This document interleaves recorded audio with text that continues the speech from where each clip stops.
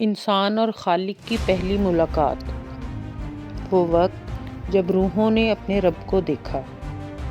اللہ سے ہماری روحوں نے کیا وعدہ کیا تھا؟ اس دنیا میں آنے سے پہلے انسانوں نے عالم ارواح میں کتنی مدت گزاری تھی؟ کیا اس دنیا میں ہم سے ملنے والے لوگ اور یادیں روحوں کی اس دنیا سے جڑی ہوئی ہیں؟ آج ہم اس ویڈیو میں عالم ارواح کی پراسرار باتیں اور اس مقدس میثاق یا عہد کے بارے میں جانیں گے جو بنی نوح انسان نے اپنے رب سے کیا تھا۔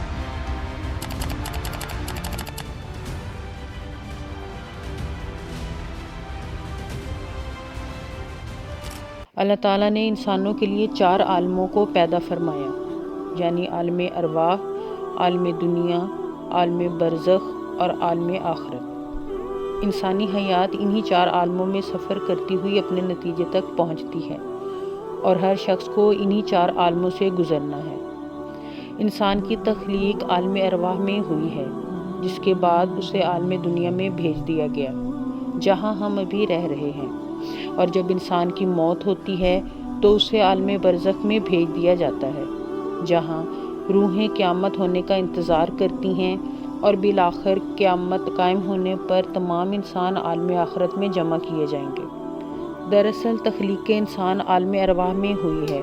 اس عالم کو عالم ارواح اس لیے کہا جاتا ہے کیونکہ وہاں روحیں رہتی ہیں۔ اس دنیا میں بھیجے جانے سے قبل ہم اسی عالم ارواح میں رہا کرتے تھے۔ انسانی روح کی تخلیق کے بعد سب سے پہلا دور وہ دور ہے جب روحیں انسانی مادی جسم سے محروم تھیں۔ وہاں صرف روحانی زندگی تھی۔ ممکن ہے کہ انسانی روح عالم ارواح میں ایک لمبے عرصہ تک رہی ہو اور اس کے بعد انہیں طویل نیند سلا دیا گیا ہو، جس کے بعد انہیں اس دنیا میں انسانی جسم عطا کیا گیا ہو۔ مختصر یہ کہ اس دنیا میں اب تک جتنے بھی انسانی جسم پیدا ہوئے اور قیامت تک پیدا ہوں گے، ان کی روحیں بہت عرصہ پہلے پیدا ہو چکی تھیں اور یہ عالم ارواح میں جمع ہیں، اور دنیا میں جب کسی روح کا جسم پیدا کیا جاتا ہے تو اس کی روح اس جسم سے بھیج دی جاتی ہے۔ جب اللہ نے انسان کی تخلیق کا ارادہ فرمایا تو حضرت آدم علیہ السلام کو مٹی سے پیدا کیا، پھر اس مٹی کو کیچڑ میں تبدیل کر کے ایک عرصہ کے لیے چھوڑ دیا گیا، اور جب اس کیچڑ کا گارا بنا تو اسے مختلف مراحل سے گزارا اور اسے ایک خاص شکل و صورت دے دی، پھر اس جسم کو چھوڑ دیا یہاں تک کہ وہ ٹھیکری کی طرح کھنکھنانے لگا۔ پھر اللہ تعالیٰ نے اس جسد خاکی میں اپنی روح پھونکی۔ حضرت آدم علیہ السلام کو حکم ہوا کہ فرشتوں کی جماعت کے پاس جاؤ اور ان سے کلام کرو، دیکھو وہ کیا کہتے ہیں۔ لہٰذا حضرت آدم علیہ السلام گروہ ملائکہ کے پاس گئے اور انہیں سلام کیا، تو انہوں نے سلام کا جواب دیا۔ اللہ تعالیٰ نے فرمایا، اے آدم، تم اور تمہاری اولاد انہی الفاظ سے دعا سلام کریں گے۔ حضرت آدم علیہ السلام نے عرض کیا، اے میرے رب، میری اولاد کیا ہوگی؟ لہٰذا اللہ نے حضرت آدم علیہ السلام کی پیٹھ پر اپنا دست قدرت پھیرا تو ان کی پیٹھ سے قیامت تک پیدا ہونے والی ہر روح ظاہر ہو گئی۔ حضرت آدم علیہ السلام نے پوچھا، اے میرے رب، یہ کون ہیں؟ اللہ تعالیٰ نے جواب دیا، یہ تیری اولادیں ہیں، میں نے انہیں جنت کے لیے پیدا کیا ہے، یہ لوگ اہل جنت کے سے کام کریں گے۔ پھر اللہ تعالیٰ نے دوبارہ آپ کی پیٹھ پر اپنا دست قدرت پھیرا تو آپ کی بقیہ اولادوں کی روحیں باہر آ گئیں۔ اللہ تعالیٰ نے فرمایا، میں نے انہیں جہنم کے لیے پیدا کیا ہے، یہ جہنمیوں والے کام کریں گے۔ حضرت آدم علیہ السلام نے جب انہیں دیکھا تو ان میں سے کچھ جذام اور کچھ برص کی بیماری میں مبتلا تھے، کچھ اندھے تھے اور کچھ دوسری تکلیفوں سے دوچار تھے۔ تمام روحیں صف آراستہ کھڑی تھیں اور سب کی پیشانی کے درمیان ان کی عمر لکھی تھی۔ حضرت آدم علیہ السلام نے عرض کی، اے میرے رب، میری اولاد اس قدر بیماری میں کیوں مبتلا ہے؟ فرمایا، اس لیے تاکہ آپ میری نعمتوں کا شکر ادا کریں۔ پھر ان تمام روحوں سے ایک عظیم میثاق یعنی عہد لیا گیا۔ یہ عہد اولاد آدم اور اس کائنات کے خالق و مالک کے درمیان کیا گیا پہلا عہد تھا۔ اللہ تعالیٰ نے تمام اولاد آدم کی روحوں کو مقام نعمان پر جمع کیا۔ یہ 9 ذی الحج کا دن تھا۔ اللہ تعالیٰ نے ان تمام روحوں سے پوچھا، أَلَسْتُ بِرَبِّكُمْ؟ کیا میں تمہارا رب نہیں ہوں؟ سب نے کہا، بے شک تو ہی ہمارا رب ہے۔ قالوا بلى شهدنا ارشاد باری ہوا کہ میں اس پر 7 آسمان اور 7 زمینوں کو گواہ مقرر کرتا ہوں، اور تم پر اس سلسلے میں تمہارے باپ آدم بھی گواہ ہوں گے، تاکہ تم بروز قیامت یہ نہ کہو کہ ہم تو اس عہد و پیمان کو جانتے ہی نہیں۔ میرا عہد یہ ہے کہ میرے سوا کوئی عبادت کے لائق نہیں، اور میرے سوا تمہارا کوئی رب نہیں۔ میرے سوا کسی کو ساتھی مت بنانا۔ میں تمہاری طرف رسول بھیجوں گا جو تمہیں میرا عہد و پیمان یاد دلائیں گے، اور میں تمہاری ہدایت کی خاطر کتاب بھی نازل کروں گا۔ اولاد آدم نے کہا، ہم گواہی دیتے ہیں کہ تو ہمارا رب اور معبود ہے، تیرے سوا ہمارا کوئی رب نہیں۔ اس دن تمام انسانوں نے حقیقت کا اقرار کیا اور اپنے رب سے وعدہ کیا کہ وہ دنیا میں جا کر صرف اپنے خالق کی ہی عبادت کریں گے اور اس کی ذات کے ساتھ شرک نہ کریں گے۔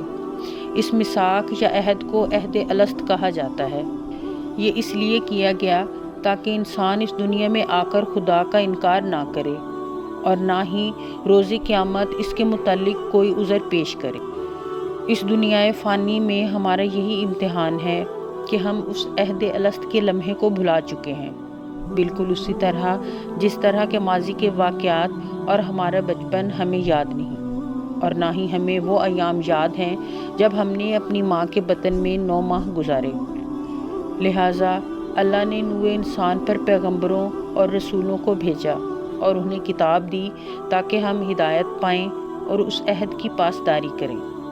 دراصل اللہ کو یہ منظور نہ تھا کہ انسان کو وہ عہد ہمیشہ یاد رہے، کیونکہ اس صورت میں انسان اللہ سے بغاوت اور سرکشی کر ہی نہیں سکتا، اور یہ بات مشیت الہی کے خلاف ہے، کیونکہ یہ دنیا دارالامتحان ہے۔ لہٰذا اس واقعہ کو انسان کے شعور میں نہیں بلکہ تحت الشعور یا وجدان میں رکھ دیا گیا ہے، اور اسی تحت الشعور کا اثر ہے کہ انسان مصیبت کے وقت لاشعوری طور پر ایک اللہ کو پکارنے لگتا ہے، جبکہ اس عہد کی یاد دہانی کروانے والے پیغمبر اور کتابیں بھی انسان کو فطرت پر چلا دیتی ہیں۔ اسی تحت الشعور پر اللہ تعالیٰ نے تمام انسان کو فطرت پر پیدا فرمایا، جیسا کہ فرمان رسول صلی اللہ علیہ وآلہ وسلم ہے کہ ہر بچہ دین فطرت پر پیدا ہوتا ہے، پھر اس کے ماں باپ اسے یہودی، نصرانی یا مجوسی بنا دیتے ہیں، یعنی ربوبیت اور توحید کی یہ گواہی ہر انسان کی فطرت میں ودیت ہے۔ ایک روایت کے مطابق نبی صلی اللہ علیہ وآلہ وسلم نے فرمایا، روحیں عالم ارواح میں الگ الگ جماعتوں میں ہوتی ہیں، کیونکہ ان میں سے جن میں آپس میں وہاں جان پہچان تھی تو وہ دنیا میں بھی ایک دوسرے سے مانوس ہوتے ہیں، اور جن میں اجنبیت تھی وہ دنیا میں بھی الگ الگ ہی رہتے ہیں۔ لہٰذا نیک کردار لوگ نیک اور اچھے لوگوں سے محبت رکھتے ہیں، اور جو لوگ فاسق اور بدکار ہوتے ہیں وہ فاسقوں اور بدکاروں سے محبت کرتے ہیں۔ صوفیہ کرام کے نزدیک بھی یہ میثاق بنی آدم سے عالم ارواح میں لیا گیا تھا، جسے انسان نے اس دنیا میں آ کر بھلا دیا، لیکن طریقت کے مراحل سے گزرنے کے بعد بعض صوفیہ کو اس کے حیرت انگیز تجربے ہوئے۔ مثلاً علامہ آلوسی نے لکھا ہے کہ ذوالنون مصری جو مشہور صوفی بزرگ تھے، ان سے پوچھا گیا کہ کیا آپ کو وہ میثاق یاد ہے؟ تو انہوں نے کہا، بالکل، اب بھی میرے کانوں میں اسی عہد اور میثاق کی آواز آ رہی ہے۔ علامہ آلوسی مزید لکھتے ہیں کہ بعض صوفیہ نے یہ بھی لکھا ہے کہ انہیں ایسا محسوس ہوتا ہے کہ وہ میثاق گویا کل ہی لیا گیا ہو، یعنی یہ تصوف کے وہ اسرار ہیں جو بعض صوفیہ پر ہی کھلتے ہیں، جبکہ قرآن و سنت میں اس کے کوئی شواہد نہیں ملتے۔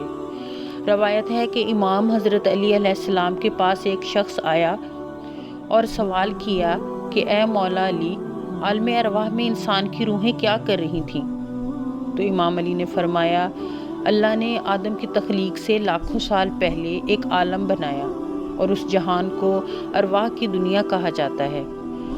یہ یاد رکھنا کہ اس دنیا میں ارواح کی تخلیق کی گئی، ہر روح اللہ کی عبادت کر رہی تھی اور عرض کر رہی تھی، اے اللہ، مجھے بھی امتحان کے راستے سے گزار تاکہ میں امتحان دے کر تیرا محبوب سے محبوب بندہ بن جاؤں۔ اللہ نے ہر روح کو امتحان دیا جو اس کے لیے نہایت ہی آسان تھا، لیکن افسوس کہ وہ امتحان دینے کے لیے جب بھی زمین پر آتا ہے تو وہ دنیا کی خواہشات میں اس طرح الجھ جاتا ہے کہ وہ اپنے مقصد کو بھول جاتا ہے۔ میں نے اللہ کے رسول سے سنا ہے کہ ہر روح اللہ سے وعدہ کر کے اس دنیا میں آتی ہے۔ یہ دنیا خواہشات کا ایک جال ہے جس کی حقیقت ایک دھوکے کے سوا کچھ بھی نہیں۔ جو اس وعدے کو یاد رکھ کر زندگی گزارتا ہے وہی اپنی منزل پاتا ہے، اور جو عالم ارواح کے وعدے کو بھول جاتا ہے وہ دنیا کی رنگینیوں میں کھو جاتا ہے اور دنیا اور آخرت دونوں میں رسوا ہوتا ہے۔